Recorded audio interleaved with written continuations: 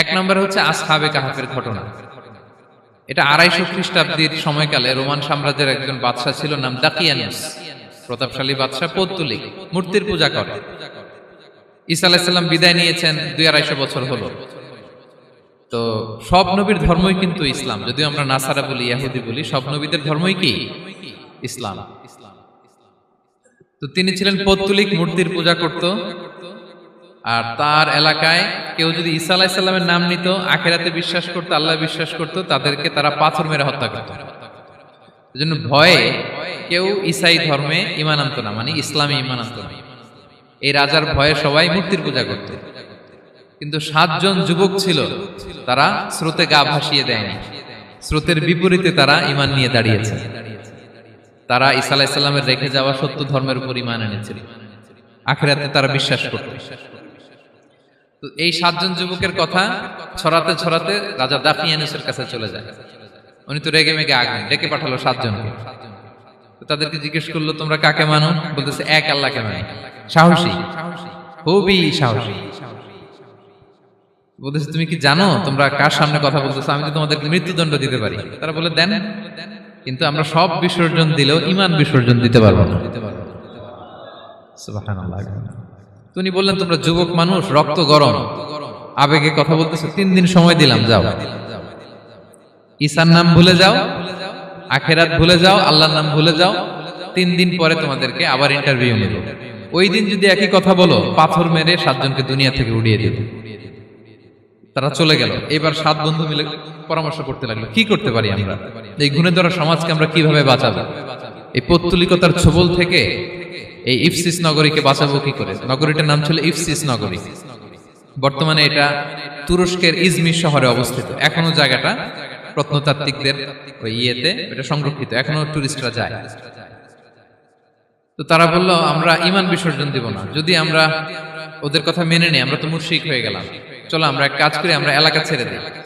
এই ৭ যুবক আল্লাহর উপর ভরসা করে তারা বাড়ি ঘর, আত্মীয় স্বজন সব ছেড়ে দিয়ে, লোকালয় ছেড়ে দূরে একটা পাহাড়ের ভেতরে আশ্রয় নিল। পাহাড়ের ভেতরে একটা গুহা ছিল। এই গুহা কি আরবিতে বলে আল কাহাফ। কি বলে? এই সূরার নাম কি? সূরাতুল কাহাফ।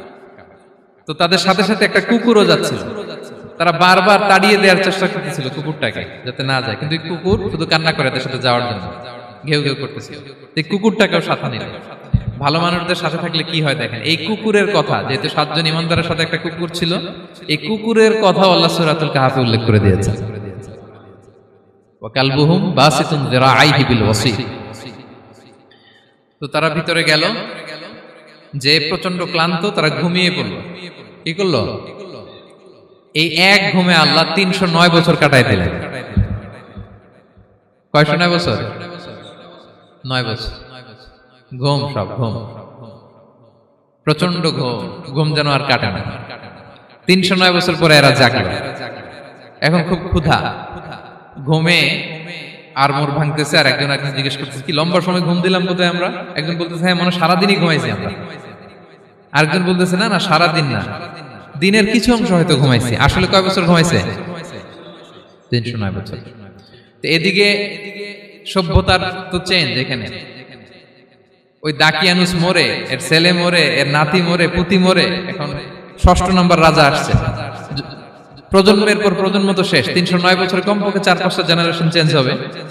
তো জেনারেশন চেঞ্জ হয়ে, এলাকা চেঞ্জ হয়ে, তারা যে স্বপ্ন দেখেছিল এই ইফসিস নগরীতে কালিমার পতাকা উঠবে, তাদের স্বপ্ন আল্লাহ বাস্তবায়ন করেছেন।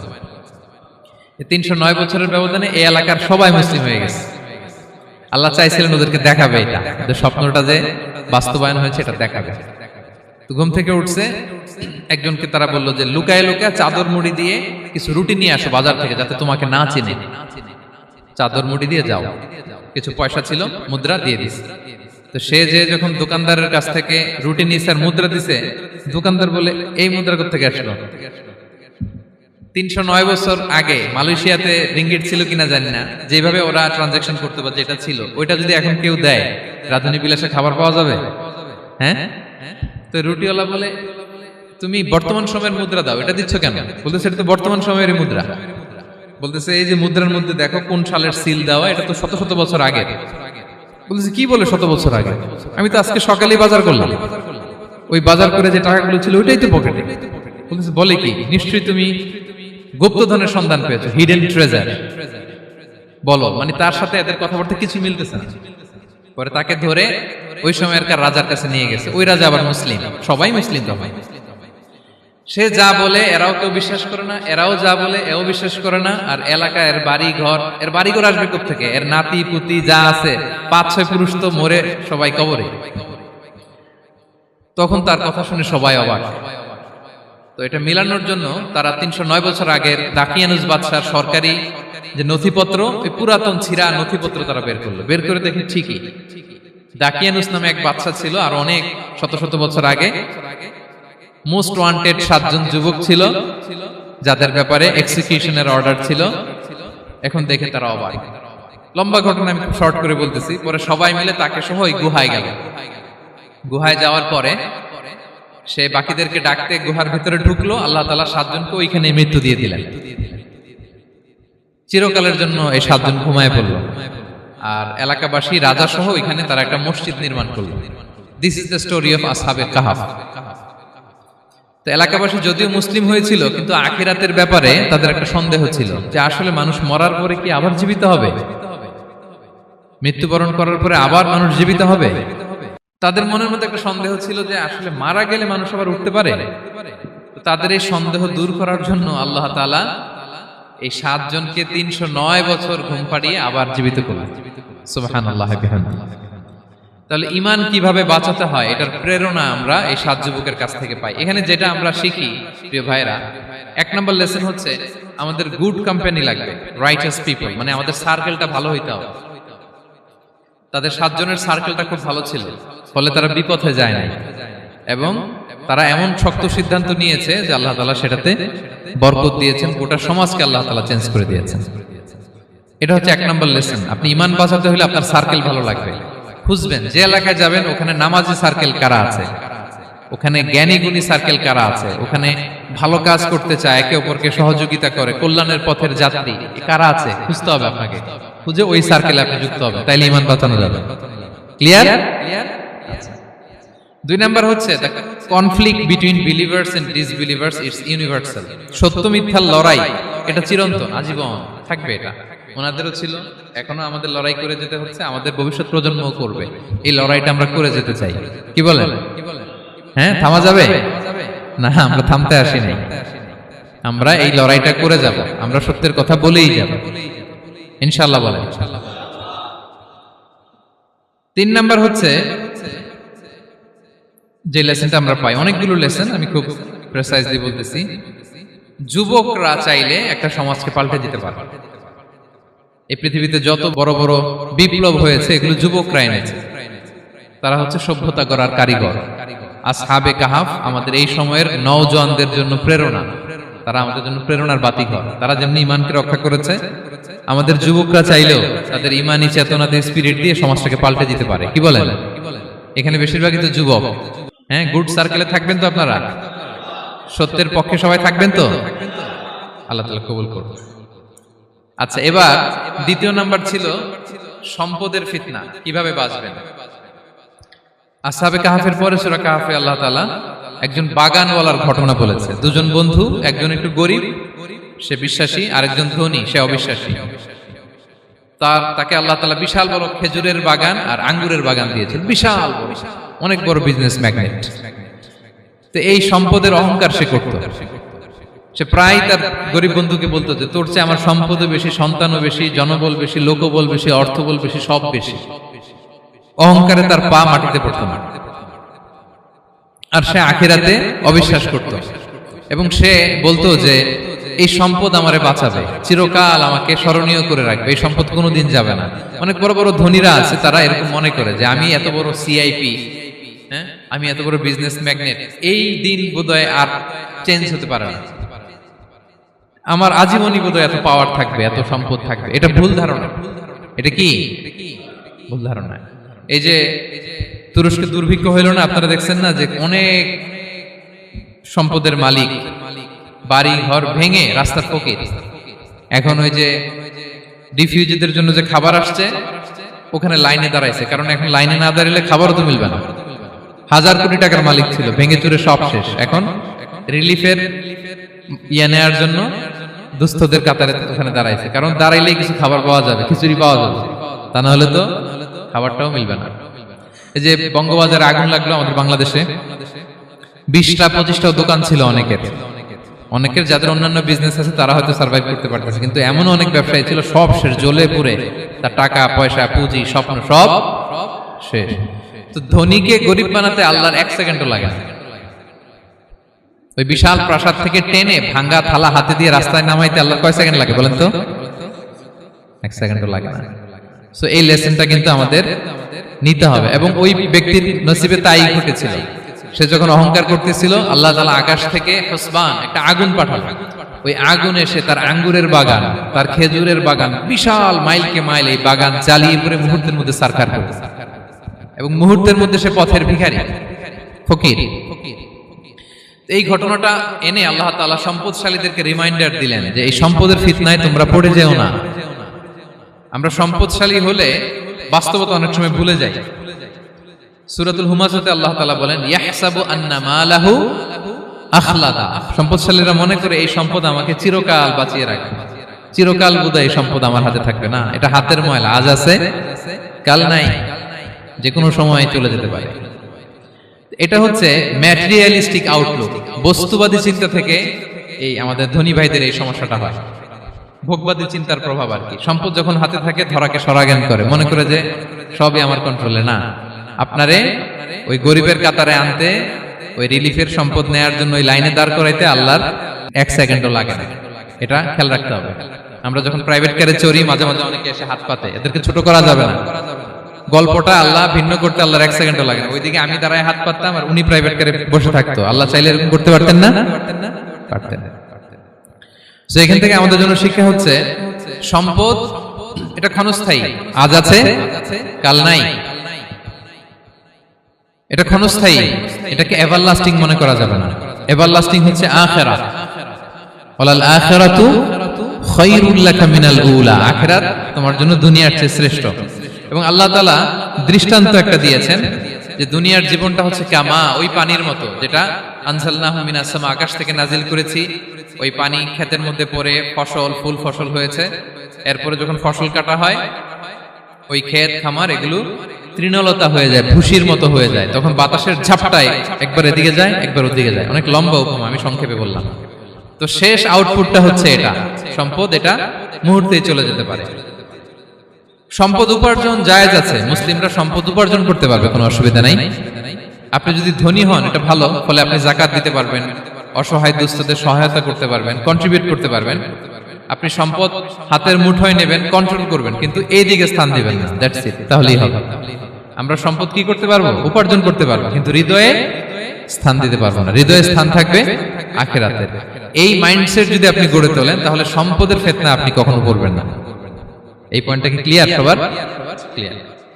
3 নাম্বার ফিতনা ছিল কিসের ফিতনা দেখি কে বলতে পারে? প্রথমটা হচ্ছে বিশ্বাস বা ঈমানের ফিতনা, 2 নাম্বার হচ্ছে সম্পদের ফিতনা, 3 নাম্বার জ্ঞানের ফিতনা। জ্ঞানেরও কিন্তু ইলমেরও একটা গরম আছে, যার ইলম আছে তার মধ্যে এই সমস্যাটা কাজ করে। সেটার জন্য আল্লাহ তাআলা মুসা আলাইহিস সালাম, খিজির আলাইহিস সালামের ঘটনা বলেন। আমি খুব সংক্ষেপে বলবো, সময় কম। মুসা আলাইহিস সালাম হচ্ছে বনি ইসরাইলের নবী, আর খিজির আলাইহিস সালাম কেউ বলেছেন নবী, কেউ বলেছেন আল্লাহর ওলি। আসলে আরবিতে ওনার নাম খদির, আমরা বাংলায় বলি খিজির। খদির মানে সবুজ। উনি যে কোনো জায়গায় বসলে ওখানে মরা গাছ লতা পাতা এগুলো সবুজ হয়ে যেত, অনুর্বর এলাকার উপর দিয়ে হেঁটে গেলে ওটা উর্বর হয়ে যেত। তো মুসা আলাইহিস সালাম একবার ওয়াজ করতেছেন এইভাবে বনি ইসরাইলের সামনে, খুতবা দিচ্ছেন। হঠাৎ এক লোক দাঁড়ায় বলে, ইয়া নবী আল্লাহ, মান আ'লামু ফিল আরদ, বর্তমান পৃথিবীতে সবচেয়ে জ্ঞানী কে? মুসা আলাইহিস সালাম বলেন, ফাকালা আনা, আমি। কি বললেন? উনি আসলে ভুল কিছু বলেন নাই, কারণ প্রত্যেক জামানার নবীকেই আল্লাহ তাআলা সবচেয়ে বেশি জ্ঞান দিয়ে পাঠান, কারণ তার কাছে ওহীর জ্ঞান আসে, অদৃশ্যের খবর আসে, ইলমুল গায়ব আসে। কিন্তু এই উত্তরটা আল্লাহ তাআলার পছন্দ হয় না। আল্লাহ তাআলা চাচ্ছিলেন মুসা যদি বলতো আল্লাহ তাআলাই জানে কে জ্ঞানী বা আল্লাহই সবচেয়ে জ্ঞানী, এরকম হলে ভালো হতো। কিন্তু মুসা আলাইহিস সালাম কি বলছে? আমি। এখন প্রশ্ন করলো সবচেয়ে বড় জ্ঞানী কে? উনি কি বললেন? আমি। এই যে আমি এটাতে ঝামেলা আছে। আমি বড়, আমি জানি, আমি সব, দিস ইজ প্রবলেমেটিক। আল্লাহ এটা পছন্দ করলেন না। আল্লাহ তাআলা মুসা আলাইহিস সালামকে বললেন, মুসা তুমি যে বলছো তুমি জ্ঞানী না, তুমি জ্ঞানী না, তোমার চেয়ে বড় জ্ঞানী আছে। মুসা আলাইহিস সালাম বলে, তাই নাকি? আমার চেয়ে বড় জ্ঞানী কে? তো আল্লাহ তাআলা বললেন, ইযহাব ইলা মাজমাইল বাহরাইন, দুই সাগর বা দুই নদীর মিলনস্থলে যাও, ওখানে আমার এক বান্দা আছে তোমার চেয়েও জ্ঞানী। মুসা আলাইহিস সালাম বললেন, তাই নাকি? তো আল্লাহ, আমি কিভাবে চিনব উনি কোথায় থাকে, কিভাবে বুঝবো? আল্লাহ বললেন, একটা বড় মাছ নাও, এটাকে ফ্রাই করো, এটাকে ফ্রাই করে একটা ঝুড়ির ভেতরে নাও, যেখানে এই মাছটা সাগরে ঢুকে যাবে ওখানে আমার বান্দাকে পাবে। তো উনি ওনার সহযোগী ইউশা ইবনে নুনকে নিয়ে হাঁটতে লাগলেন। হাঁটতে হাঁটতে এক জায়গায় ক্লান্ত হয়ে পাথরের পাশে বিশ্রাম নিলেন। ওই পাথর থেকে আবার এক ধরনের পানি বের হয়, এই পানিটারে বলে আবে হায়াতের পানি, মাউল হায়াত, জীবন নদীর পানি। এই পানি কোনো মৃত প্রাণী বা বস্তুর গায়ে লাগলে ওটা জীবিত হয়ে যায়। তো ওনারা পাথরে হেলান দিয়ে বিশ্রাম নিচ্ছিলেন, ওই পানি ওই ফ্রাই করা মাছের গায়ে লাগার সাথে সাথে মাছ জীবিত হয়ে ঝুড়ি থেকে বের হয়ে সাগরে ঢুকে গেছে। ওনারা আর খেয়াল করেন না। এরপর আবার হাঁটতে লাগলেন। হাঁটতে হাঁটতে যখন ক্লান্ত শ্রান্ত, তখন বলে, এই ইউশা, আমাদের ওই মাছ ফ্রাই মাছটা দাও, এখন খাই। ঝুড়ি খুলে দেখে মাছ নাই। মাছ গেল কোথায়? তখন ইউশা বলল, হয়তো আমরা যে পাথরের ওখানে বিশ্রাম নিয়েছিলাম ওখানে আমরা মিসিং, ওখানে হারাই ফেলছি। চলো চলো, আরে ওইদিকে তো যাইতে হবে আমাদের। উনি গেলেন, যে দেখে মাছ যে জীবিত হয়ে বালুর দিকে নাড়াচাড়া করতে করতে সাগরে ঢুকে গেছে, ওখানে দাগ আছে। মুসা আলাইহিস সালাম ঢুকলেন সুরঙ্গ, ঢুকে দেখে চাদর গায়ে দিয়ে এক লোক শুয়ে আছে। সালাম দিলেন, আসসালামু আলাইকুম।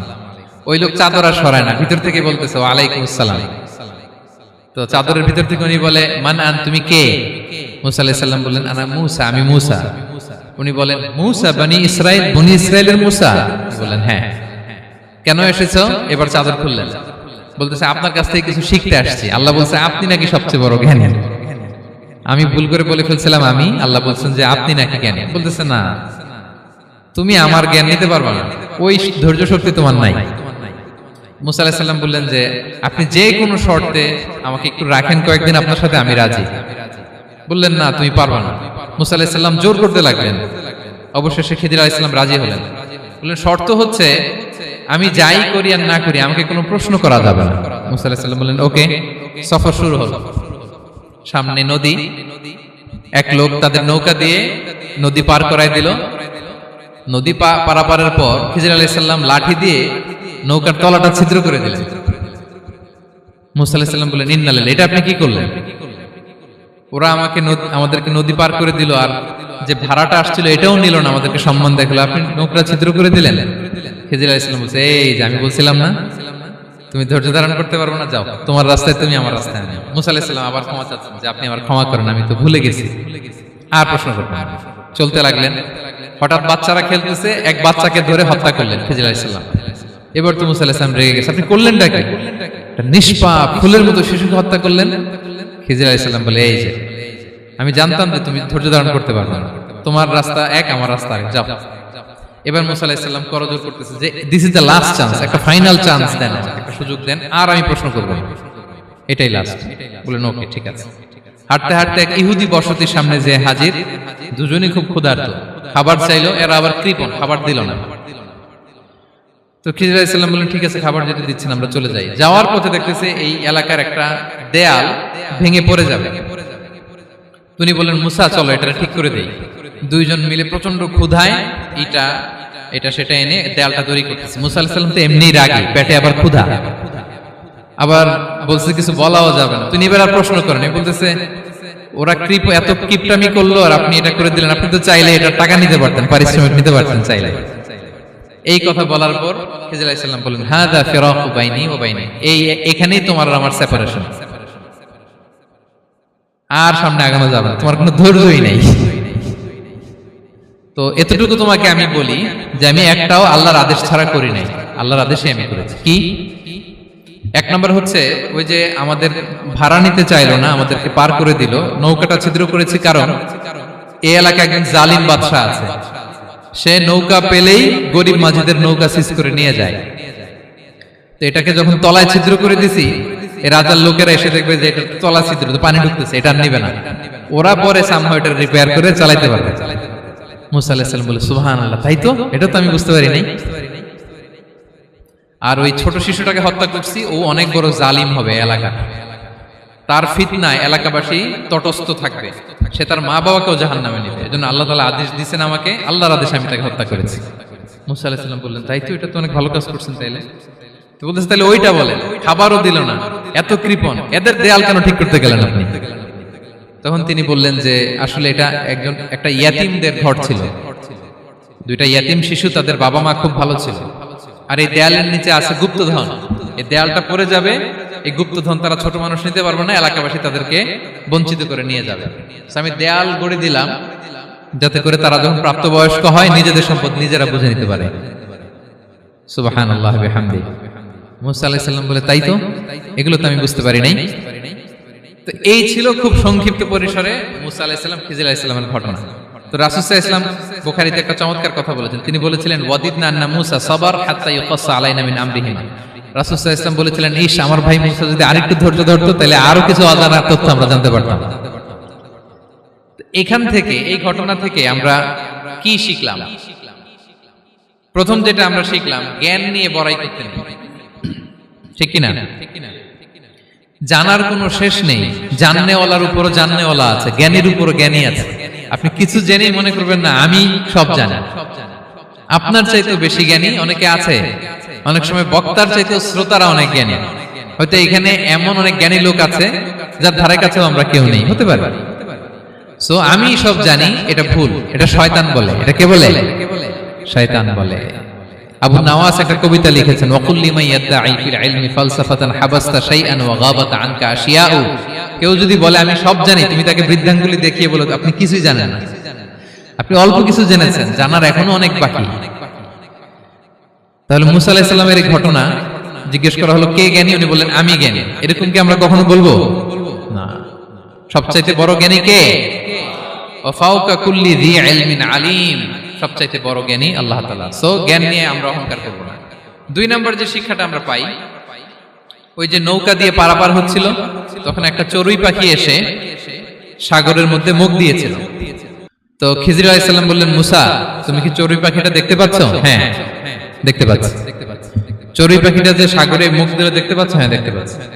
তখন খিজির আলাইহিস সালাম বললেন, চড়ুই পাখিটা সাগরে মুখ দিয়ে পানি খাওয়ার পরে চড়ুই পাখির ঠোঁটে বা চঞ্চুতে যতটুকু পানি লেগে আছে, এই পানিটা হচ্ছে তোমার, আমার এবং মহাবিশ্বের আমাদের সকলের জ্ঞান। আর এই মহাসাগরের সকল পানি হচ্ছে আল্লাহ তাআলার জ্ঞান।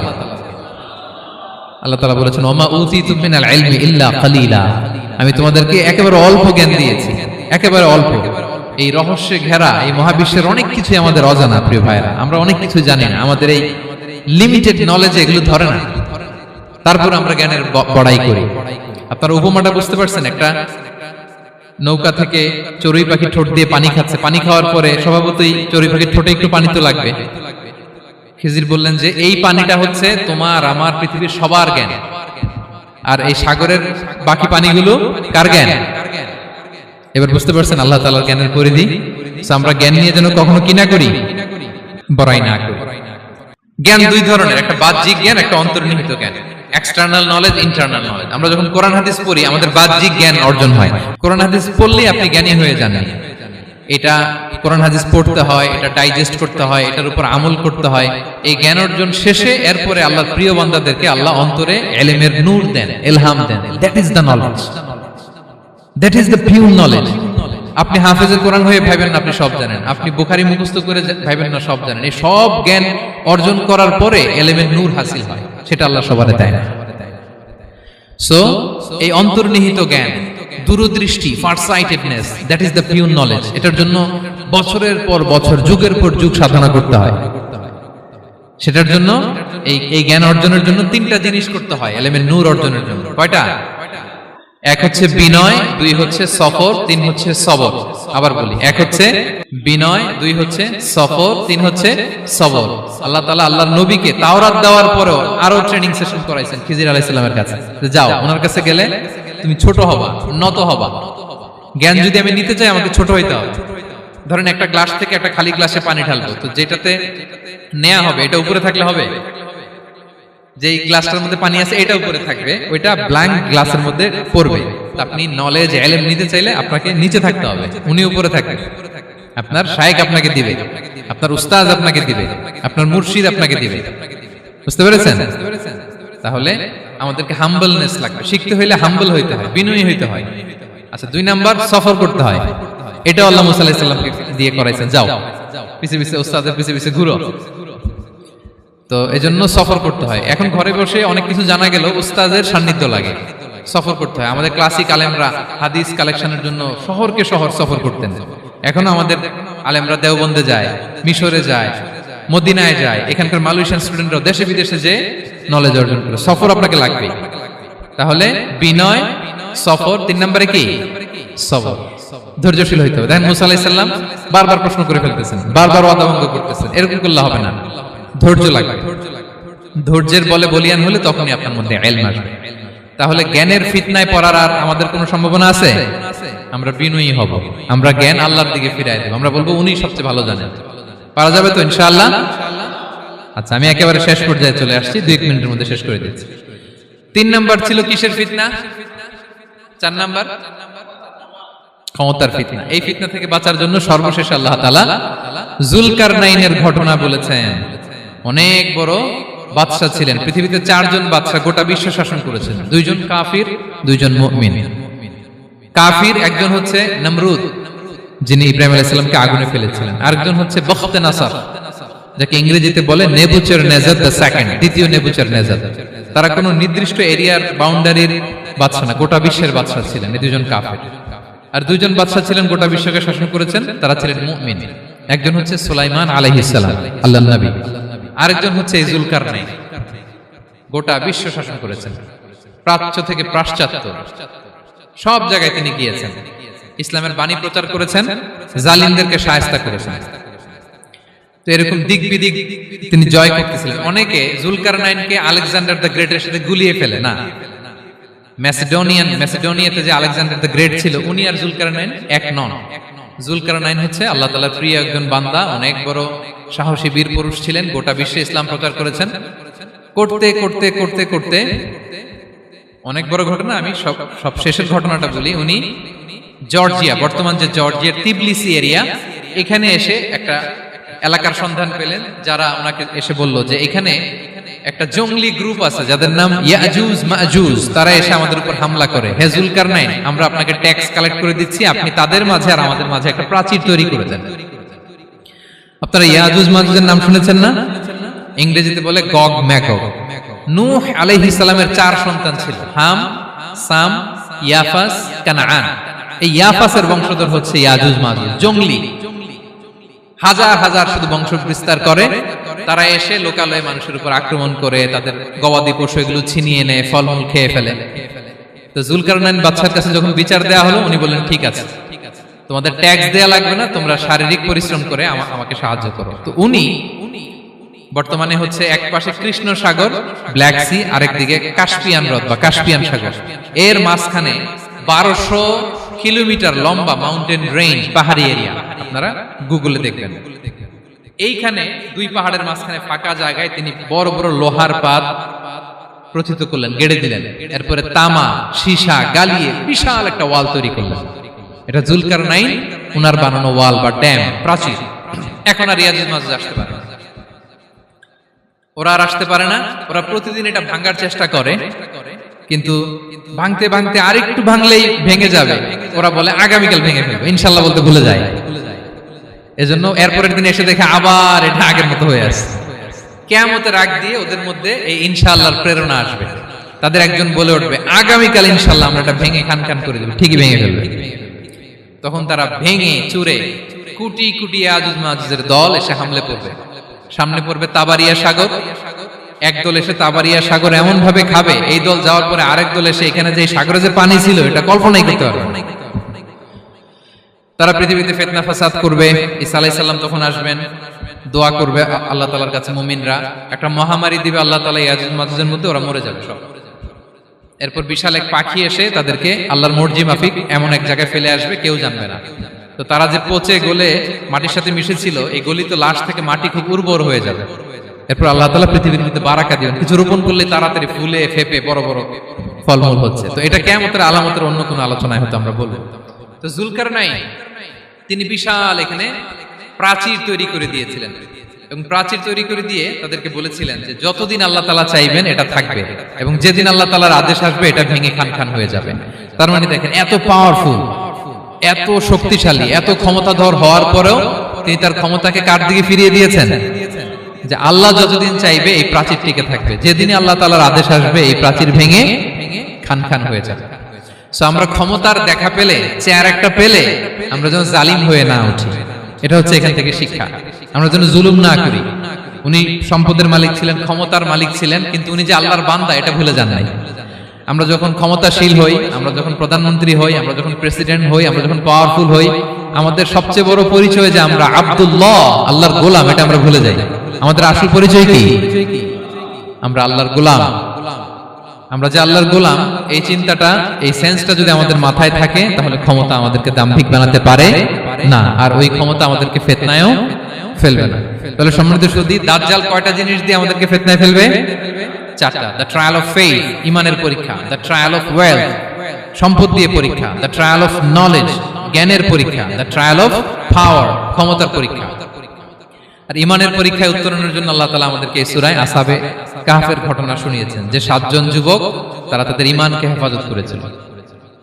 সম্পদের ফিতনা থেকে বাঁচানোর জন্য আল্লাহ তাআলা আমাদেরকে এক বাগানওয়ালার কাহিনী জানিয়েছেন, যে সম্পদ পেয়ে তোমরা দাম্ভিক হয়ে যাও না, এটা আজ আছে কাল থাকবে না। জ্ঞানের পরীক্ষা থেকে আমাদের মুক্তির জন্য আল্লাহ তাআলা অনেক বড় করে আল্লাহ নবী মুসা আলাইহিস সালাম এবং খিজির আলাইহিস সালামের ঘটনা শুনিয়েছেন, আমাদের বুঝিয়েছেন যে আমাদেরকে বিনয়ী হতে হবে, জ্ঞানের জন্য সফর করতে হবে এবং সবর করতে হবে। সবশেষে আল্লাহ তাআলা ক্ষমতার ফিতনা থেকে বাঁচানোর জন্য ক্ষমতাধর, আমরা তো একটা দেশের মালিক হই এখন, অমুক দেশের প্রেসিডেন্ট, অমুক দেশের প্রধানমন্ত্রী, উনি গোটা বিশ্বের প্রতাপশালী রাজা ছিলেন জুলকারনাইন, তারপরেও উনি যে আব্দুল্লাহ, উনি যে আল্লাহর গোলাম, এটা তিনি ভুলে যাননি। তাহলে এইভাবে যদি আমরা এই ফিতনাগুলো থেকে বাঁচার চেষ্টা করি, তাহলে এই ফিতনা থেকে আমরা বেঁচে থাকতে পারবো, এবং দাজ্জাল যদি এই মুহূর্তেও আসে, সে আমাদেরকে বিভ্রান্ত করতে পারবে না। পারবে? পারবে না ইনশাআল্লাহ। ইনশাআল্লাহ বলেন। আর ভবিষ্যতের সব কাজের আগে আমরা সবসময় কি বলবো? মনে থাকবে সবার? আল্লাহ তাআলা আমাদের সবাইকে কথাগুলো বোঝার ও আমল করার তৌফিক দান করুক। হাযা মা ইনদি ওয়াল ইলমু ইনদাল্লাহ আলাইহি তাওয়াক্কালতু ওয়া ইলাইহি উনীব। ওয়াসসালামু আলাইকুম ওয়া রাহমাতুল্লাহি তাআলা।